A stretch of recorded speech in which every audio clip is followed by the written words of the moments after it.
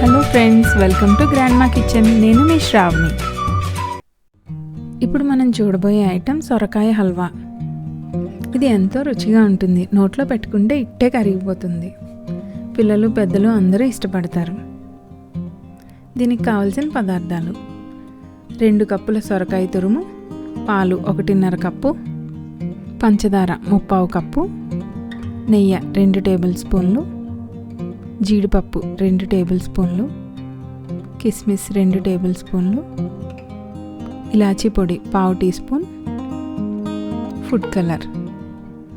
ముందుగా fry pan పెట్టుకుని అందులో 1 స్పూన్ నెయ్యిని వేసుకోవాలి. నెయ్యి కరిగిన తర్వాత ఇందులో జీడిపప్పులను వేసి వేపుకోవాలి. ఇది కొద్దిగా వేగిన తర్వాత కిస్మిస్ని కూడా వేసి పూర్తిగా వేపుకోవాలి. ఇవి పూర్తిగా ఫ్రై అయిన తర్వాత వీటిని ఒక బౌల్లోకి తీసుకుని పక్కన పెట్టుకోవాలి.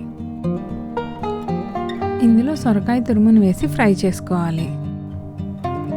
మీడియం ఫ్లేమ్లో పెట్టుకుని నీరు పోయేంత వరకు పూర్తిగా ఫ్రై చేసుకోవాలి.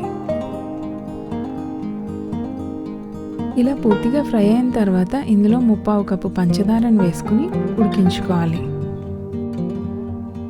5 నుండి 10 నిమిషాల పాటు ఉడికితే సరిపోతుంది. మరీ ఎక్కువసేపు ఉడికితే హల్వా అనేది గట్టిగా అయిపోవడానికి అవకాశం ఉంటుంది.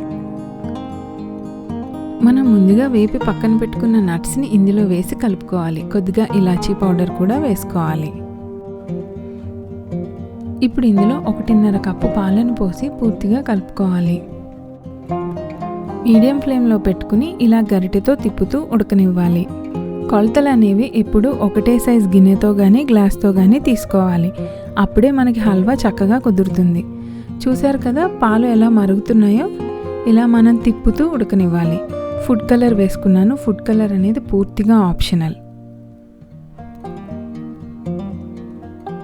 పాలు మొత్తం ఇలా దగ్గర పడే వరకు ఉడకనివ్వాలి. నెయ్యి ఇష్టపడే వాళ్ళు మరికొంచెం నెయ్యిని కూడా యాడ్ చేసుకోవచ్చు. చూడండి, నెయ్యి హల్వా నుండి ఎలా సెపరేట్ అయిందో, అంటే హల్వా తయారైపోయిందని అర్థం. ఇప్పుడు మనం స్టవ్ ఆఫ్ చేసి సర్వింగ్ బౌల్లోకి తీసుకుందాం. చూస్తుంటేనే నోరు ఊరిపోతుంది కదా. మరి ఇంకెందుకు లేట్, మీరు కూడా మీ ఇంట్లో ఒకసారి దీన్ని ట్రై చేసి ఎలా వచ్చిందో నాకు కమెంట్ సెక్షన్లో తెలియచేయండి. ఎంతో రుచికరమైన సొరకాయ halwa ready. Please like, share and subscribe to Grandma Kitchen. For more updates, click bell icon.